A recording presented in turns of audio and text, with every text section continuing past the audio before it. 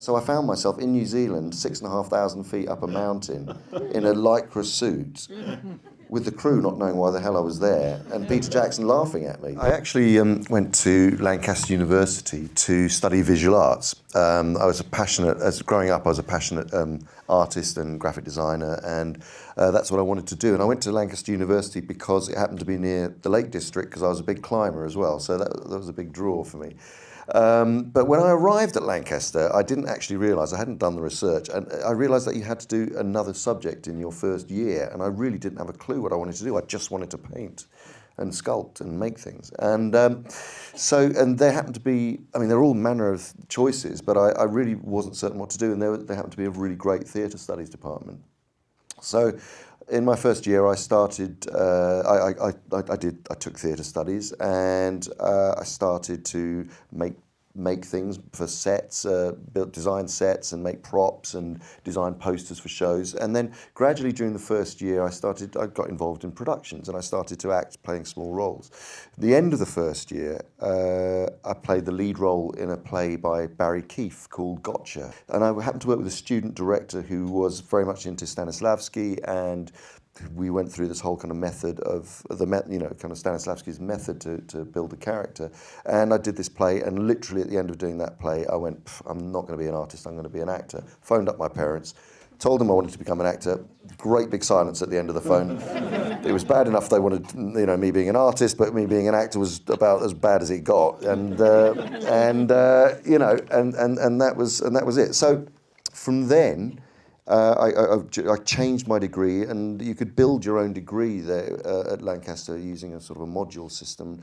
And I went about creating an independent studies degree in, I think I called it theatre design and movement, and just basically built my own courses and studied movement, sort of all sorts of dancers I was following and studying, and theatre practitioners, Brecht, Stanislavski, all of these things, sort of building up a knowledge. One thing that you said there particularly struck me, the fact that, quite apart from the visual arts that originally drew you to Lancaster, and then your interest in acting, movement and dance were a fairly early enthusiasm of yours? Yeah, I suppose the combination of character, and it was sort of character-based movement was of great interest to me, and obviously that was going to play a part later on, although at the time I really didn't know how or why.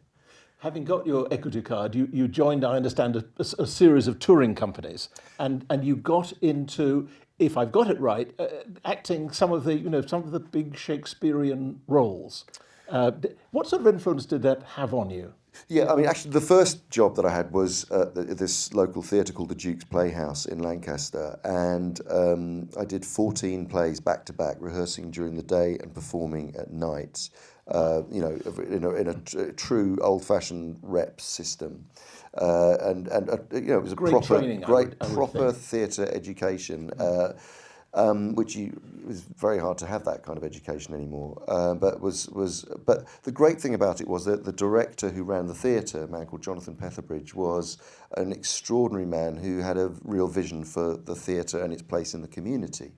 He really truly believed that art theatre was there to change society, and that the job of the actor was to go and research, find information, bring it back, share it with an audience in a way that would, it was quite a sort of political with a small p.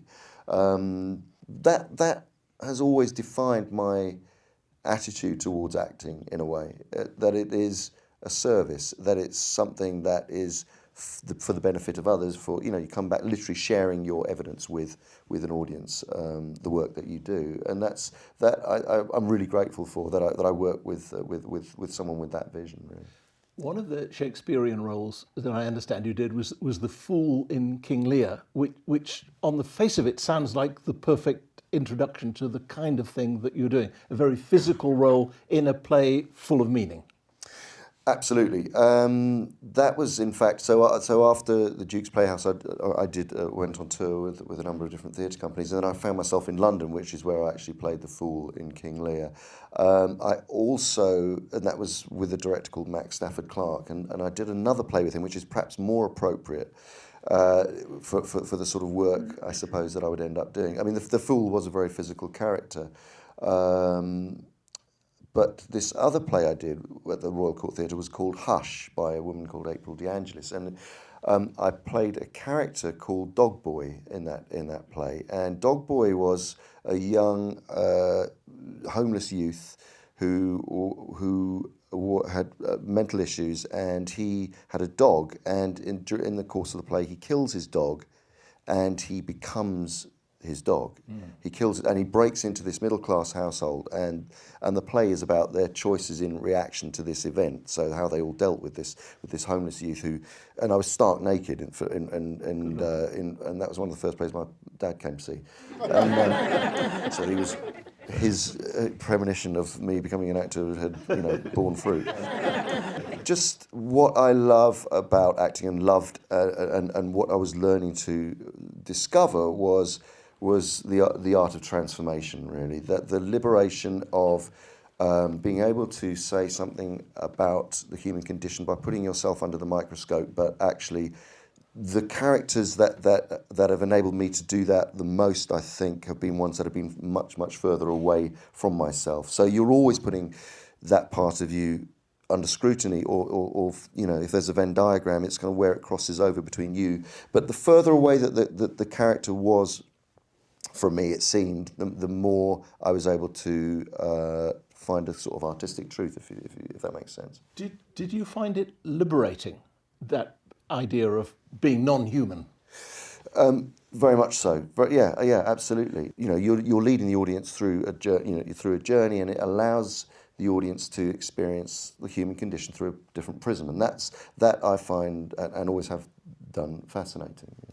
Before we get on to the way that particular art developed, I'd like to talk a little bit about the television work you've done a lot of television work over the years, but the earlier television work where you were playing characters like Einstein and Bill Sikes.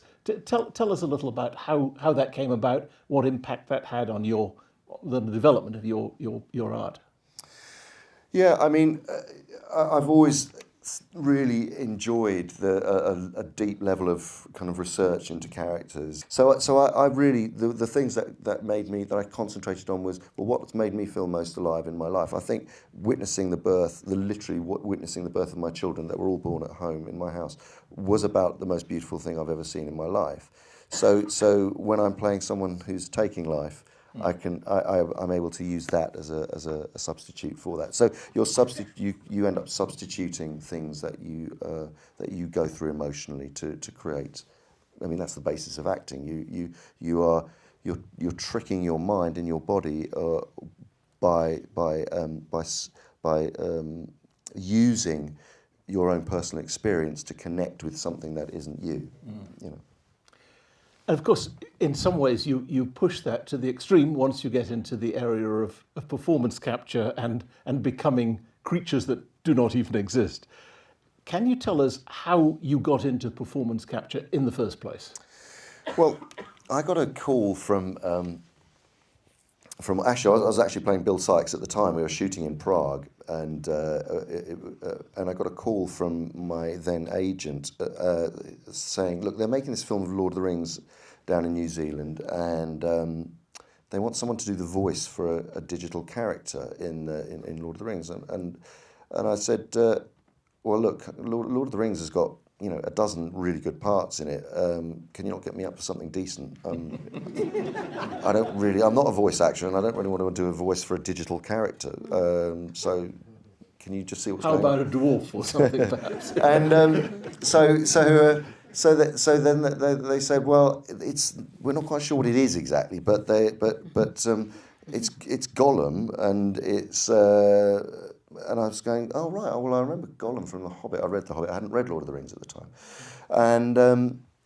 they said, well, we're not quite sure how it works, but you've got to audition for it. So I thought, well, how am I going to audition for this? I'm not a voice. I really am not I'm not one of those actors who's like a mimic or can go in or do voices or impressions or, that's not me. I have to go into the character to find a voice as part of building a character. And so I started to think about how I could approach this, and I was at home and reading. I started reading Lord of the Rings, and knew I was going to be auditioning, and thinking, how am I going to do this?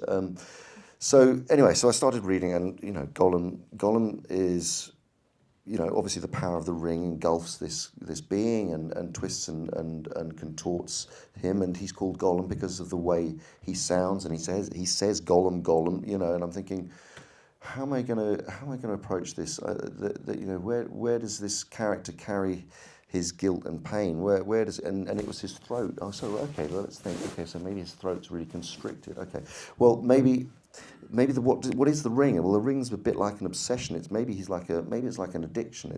Maybe he's like an addict. So I started to think about along the terms of him being like a heroin addict or a cocaine, like someone who is obsessed by something, and unless they get it, they're going to go crazy. And then I was thinking, well, physically, how am I going to find this? And I wanted to find something that the effect of the ring had an involuntary action on it made him spasm in some way. And then this is gospel truth. My cat came into the room, and Diz, his name is Diz, no longer with us, and came in and started coughing up furballs in front of me. And as he was coughing up furballs, the whole of his head through to the tip of his tail was doing this kind of weird action, and he started going like that. So that then became sort of and that was sort of the genesis of that voice. So I went in for the audition, and I jumped up on with a furball, thinking a furball, and jumped up on the chair and sort of started doing a version of which wasn't the actual. It was sort of a version of that for the casting director John Hubbard, who sat there and he was reading off lines and he just went.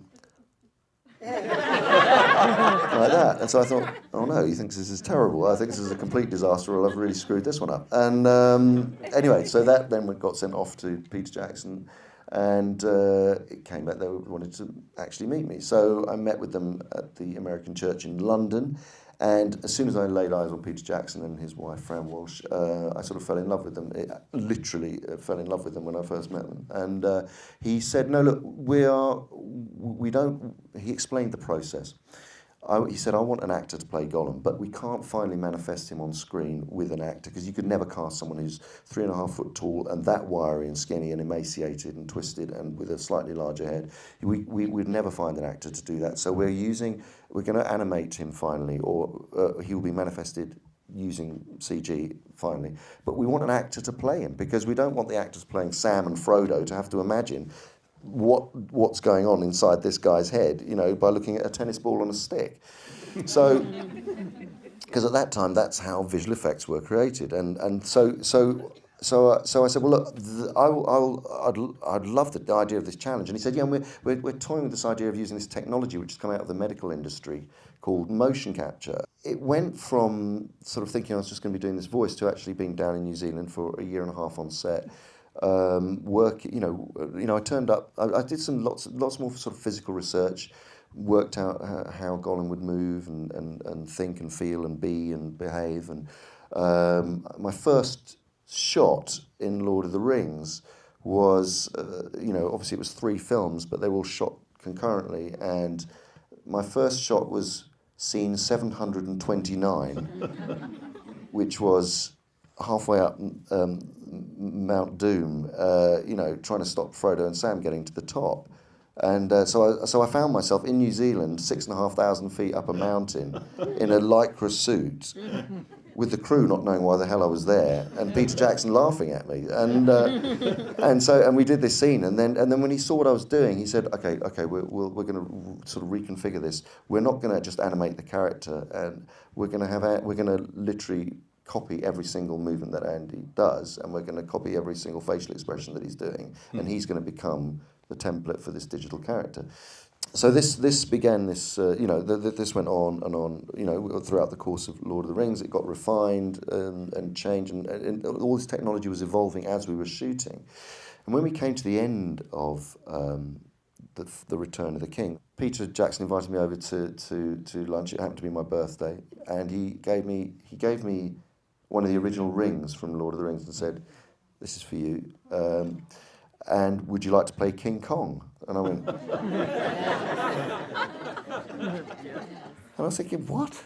And he said, "Yeah, that's the next thing we're doing, and we'd like you to play King Kong." And I was like, so this was the moment, really. That was the second epiphany of my life, other than you're going to become an actor, which was, I've just been playing this 3.5-foot ring junkie, and now I'm going to play a 25-foot gorilla. This surely is the end of typecasting as we know it. This is brilliant. This is amazing. This is a tool which enables the actor to become anything you want to be. It's like Mr. Ben. You go into the shop and you dress up and you can become anything. It's brilliant.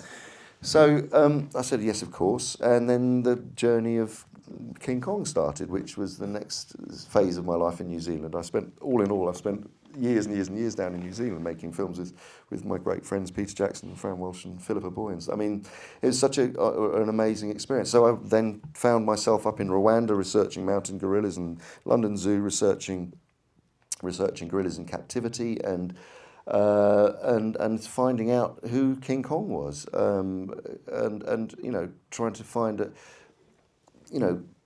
the journey for King Kong was in the original 1933 version. Kong was very much a monster. He was very much a sort of an image of what people thought gorillas were at the time, which were, because there hadn't been many spotted, or they were always seen through the trees as these mysterious creatures who were violent, sort of chest thumping creatures, and there hadn't been 70 years of Discovery Channel or David Attenborough or Diane Fossey or any of that. None of that had happened, so there was no understanding. People were afraid of gorillas, which is why he was portrayed as a monster. I wanted to make him, having been on that journey, very much a gorilla, a silverback gorilla.